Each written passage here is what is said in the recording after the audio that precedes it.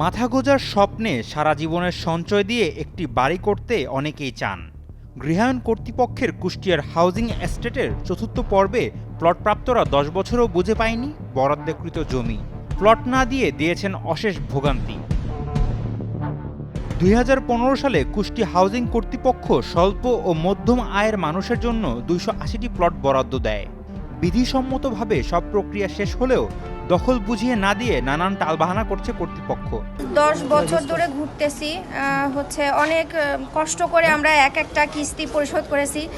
মানে এই কিস্তির মধ্যে শুধু যে আমরা নিজেদের অনেক আরও সঞ্চয় নষ্ট করেছি এই জমিটা পাওয়ার আশায়, যে আমরা এখানে স্বপ্ন দেখছি বাড়ি করব, আমাদের একটা বাড়ি হবে, কিন্তু আমরা 10 বছর ধরে আমাদের সেই স্বপ্ন পূরণ হচ্ছে না। কর্তৃপক্ষের গাফিলতি আজ না কাল, কাল না পরশু দিন হচ্ছে। এই অফিস থেকে হচ্ছে না রাজশাহী অফিস থেকে হচ্ছে না ঢাকা অফিস, এইরকম আর কি, এইরকম ধরনের একটা মানে অস্থিতিশীল পরিস্থিতি সৃষ্টি করার জন্য পরিস্থিতির সৃষ্টি হচ্ছে।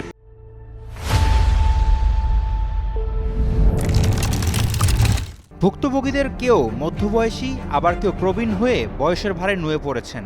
কষ্টের সঞ্চয়ের টাকায় জমি কিনে 10 বছর ধরে আদালত আর বিভিন্ন সরকারি দপ্তরে ঘুরছেন এই ভুক্তভোগীরা।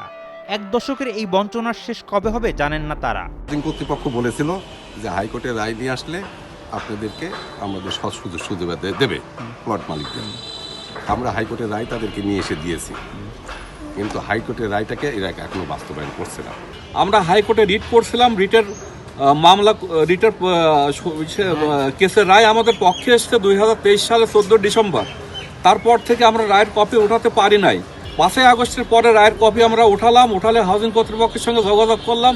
ওনারা বললো রায়ের কপি নিয়ে আসেন, আপনাদের সমাধান আমরা করে দেব। তো আমরা রায়ের কপি তাদেরকে অনেক আগেই দিই, তারা কোনো সমাধানে আসে না।